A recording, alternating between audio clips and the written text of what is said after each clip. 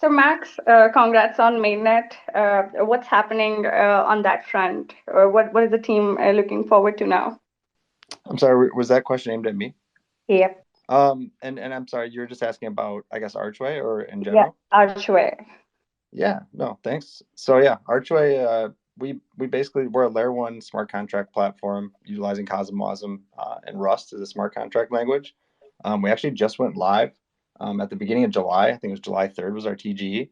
So we've been live for about a month now, and our goal is to build out an application layer and allow those applications to directly capture the value that they're bringing to the network to allow them to basically provide a sustainable business model.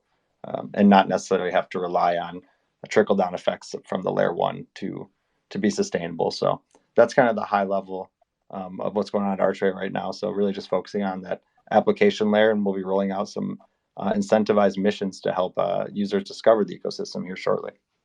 Amazing. I personally loved this Archway rewards dashboard that you guys have going on. It's really cool. Yeah, I appreciate that. It's definitely a unique aspect of the Archway protocols, just how we're rewarding developers. So we think it's important to have a way for both the users and creators to see kind of where the interest is and what type of applications are actually earning from the use. Amazing. Hey, Derek. Hey, hello. Hey, guys. How are you? Doing great, doing great. We just get started this panel. So would you like to introduce yourself and the project? Of course, Mantle. Would you like to introduce yourself, Derek? Sorry, I think it got cut off, or maybe I got cut off. Do you mind repeating the question? Sorry, yeah. No worries. Would you like to introduce yourself? Mark, maybe you could go next while Derek network Yeah, sure. might come back. Yeah, sure. So, firstly, thank you for having us. This is great. My name is Mark Paul. I'm the co-founder of Itheum, and Ethereum is a decentralized data brokerage platform. We are multi-chain as well, and to explain what we do really quick, in its simplest form, we let people take ownership of their data, and then we empower them with the tools to trade their data. So why is this important? Well, because for decades now, our data is taken from us and effectively traded by these tech giants and big corporations. So we really wanted to come up with a decentralized solution to this. The whole data brokerage industry is quite large. There's said to be about 4,000 data brokers operating, trading our data in about a $300 billion market. And the fact that almost no one knows about this is how effective they are in this, right? So it is like almost a secret market that's very effective and very global. So why did we choose to tackle this problem? Well, like I said, data is growing exponentially in value, and we feel like everyone on Earth should be given the opportunity to participate in this new data economy. So Ethereum launched about 12 months ago. We did our TGE 12 months ago. We launched in a blockchain called the Elrond blockchain, which is currently called Multiverse X. Previously, it used to be called Elrond. It is a WASM-based blockchain, so we have deployed into mainnet over there. But we are a multi-chain protocol, so we have started looking at our secondary chain. We will be bridging to Ethereum soon, and then from there moving on to other chains. So ultimately, what we're going to do is roll out this global data brokerage protocol where anyone around the world can participate, trade their data, regardless of what blockchain it is. So that's effectively what we do. And great to be here and looking forward to the panel. Amazing. Mantle, can you hear me now, Derek? Yes, I can. I don't know why it was cut off just now, but now I can hear you loud and clear. Anyway, So- we'd love to hear your introduction before we jump into the topic. Yeah, sure. So Mantle Network is an Ethereum L2 blockchain network, right, focused on executing the concept of modular blockchains. Right, so I think most people compare, when it comes to L2 conversations, right, they'll compare, newer players with established ones like Optimism and Arbitrum, right? So first and foremost, we don't see this as a zero-sum game. So we are all, co-collaborators in the same space. But how we set ourselves apart, right, from the others, and how we want to build on our USP will be that we want to incorporate eigen layers, right, eigen DA, that will result in a distinctive 3-layer modular blockchain structure. Right, wherein Ethereum will handle the settlement and consensus layer. Eigen DA will ensure data availability, and Mantle Network will serve as the execution layer. So yeah, we have launched mainnet for a few weeks now, and I think that TVL is steadily increasing. More DeFi protocols will soon launch, on the Exton ecosystem, and yeah, exciting things to look forward to for us. Congratulations. I did meet Arjun this weekend, and he did mention that post mainnet he has a lot of branding in mind. Would you like to talk something probably shed some light on that, Derek? Yeah, I'm so sorry. For some reason you keep getting cut off. Do you mind if you share the question again? I probably can't hear No this time. worries, no worries. I was just saying that I met Arjun this weekend, and he did mention that he has branding a lot in his mind after mainnet. So probably just some some highlights on that. Yeah. Okay. I'm really sorry. You kept getting cut off. I couldn't hear. I'm sorry sorry about that. Yeah. No worries. Probably I'll come back on that in a minute. We could kickstart on this. I think this panel is quite perfect in terms of fostering sustainable innovation in Web3. Like so many amazing things that's happening. Mantle, Archway, Itheum. Mark, or I pose this question on Archway, Max. Would you like to talk more on the lines of the innovative stuff that you guys are doing? Sure, I would love to. So I guess to try to distill it down into a quick overview here, I would say we're trying to attack a few problems in the industry right now. One being just L1s not having sound economic models at the base layer, and two is building out a model that incentivizes where we believe value is being created. We tend to think that the value is being created at the application layer at Archway. So therefore, we're pushing incentives to developers at the app layer. So this means not only like a gas rebate, so half the gas spent on the network when someone utilizes your protocol, the developer will receive half of that gas, but then they'll also receive a portion of emissions as well. So typically emissions are used to secure chains. We think security is very important. But at the same time, if you have no TVL, no on-chain activity, there's really nothing to secure. So we take the stance that the inflation should not only provide incentive for security, it should also incentivize the application layer, which is what's going to drive the value to layer one. So that's a big piece of what we're doing. I think that's unique is we don't think that the layer one is where the value is created. Therefore, we don't think you should have to rent security.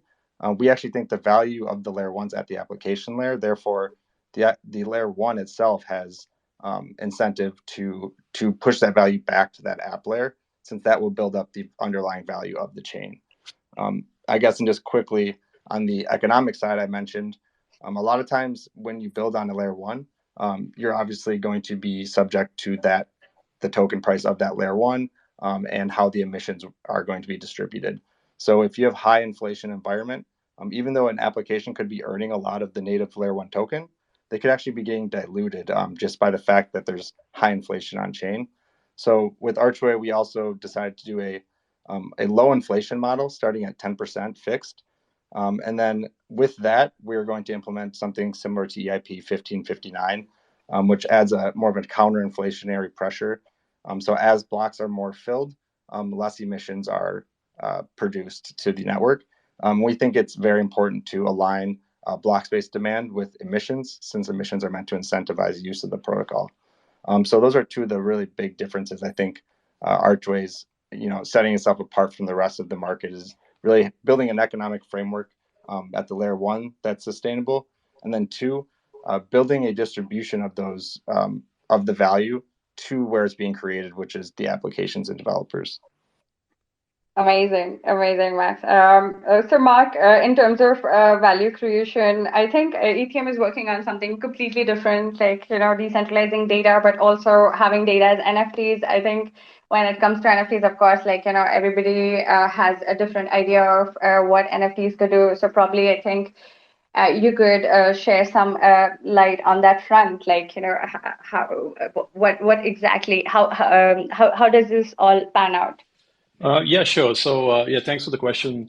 yeah, as I was explaining, Etheum's building data brokerage technology, and what that basically means is there's someone with valuable data, and they need to try to find somebody who's willing to buy that data, right? So there's a few components here. We looked at how data brokers operate in the real world, and there's, like I said, 4,000 data brokers trading data, and we looked at like what basically how are they doing it, right? Like they have a mechanism for licensing, they have a marketplace, and we replicated all of that using smart contracts and decentralized technology. So the key component that we have already launched to mainnet is called data NFTs. And we effectively looked at the NFT standard and said, oh, this is great. People use it, as we have been using it for years now, to trade ownership of like images and all of these things we're familiar with. But really, this is effectively the version 0 of what NFT should be, right? NFT should be a lot more powerful to this. It should represent ownership in any asset. And we couldn't think of a better standard to represent ownership of data. So we created data NFTs. And these are like, think of them as the next generation NFTs. We call them supercharged NFTs because effectively it's an NFT with a stream of data behind it.